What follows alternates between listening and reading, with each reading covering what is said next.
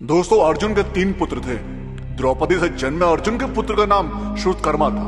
अब द्रौपदी के अलावा अर्जुन की सुभद्रा, उलूपी और चित्रांगदा नामक 3 और पत्नियां थी। अब सुभद्रा से अभिमन्यु, उलूपी से इरावन, चित्रांगदा से बब्रुवाहन नामक पुत्रों का जन्म हुआ। अब कहते हैं कि अपने ही पुत्र द्वारा अर्जुन मारे गए। अब यह कैसे हुआ, तो इसके पीछे भी एक कथा है।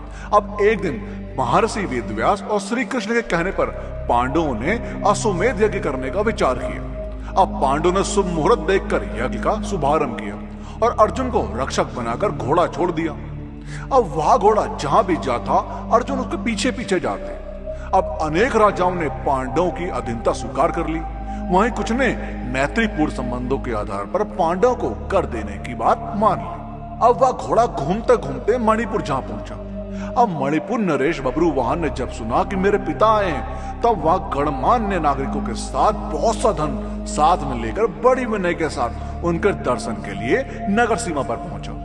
अब मणिपुर नरेश को इस प्रकार आया देख अर्जुन ने धर्म का आश्रय लेकर उसका आदर नहीं किया। अब उस समय अर्जुन कुछ कुपित होकर बोले, बेटा तेरा यह ढंग ठीक नहीं है। जान पड़ता है तू क्षत्रिय धर्म से बहिष्कृत हो गया पुत्र। मैं महाराज युधिष्ठिर के यज्ञ संबंधी यशों की रक्षा करता हुआ तेरे राज्य के भीतर आया हूँ, फिर भी तू मुझसे युद्ध क्यों नहीं करता? क्षत्रियों का धर्म है युद्ध करना। अब अर्जुन ने क्रोधित होकर कहा, तुझ दुर्बुद्धि को धिक्कार है। तू निश्चय ही क्षत्रिय धर्म से भ्रष्ट हो गया है। तभी तो एक स्त्री की भांति तू यहाँ युद्ध के लिए आए हुए मुझको शांति पूर्वक साथ लेने के लिए चेष्टा कर रहा है। अब इस तरह अर्जुन ने अपने पुत्र को बहुत खरी खोटी सुनाई। अब उस समय अर्जुन की पत्नी नाग कन्या उलूपी उस वार्तालाप को सुन रही थी। तब मनोहर अंगों वाली नाग कन्या उलूपी धर्म निपुण बब्रुवाहन के पास आकर यह धर्म सम्मत बात बोली, बेटा तुम्हें विदित होना चाहिए कि मैं तुम्हारी विमाता नाग कन्या उलूपी हूँ। तुम मेरी आज्ञा का पालन करो, इससे तुम्हें महान धर्म की प्राप्ति होगी।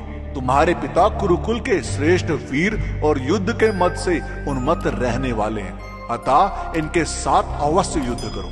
ऐसा करने से ये तुम पर प्रसन्न होंगे, इसमें संशय नहीं है। यह सुनकर बब्रुवाहन ने अपने पिता अर्जुन से युद्ध करने का निश्चय किया। अब तब अर्जुन और बब्रुवाहन के बीच घोर भयंकर युद्ध हुआ। अब कहते हैं कि इस युद्ध में बब्रुवाहन मूर्छित हो गए थे और अर्जुन मारे गए थे।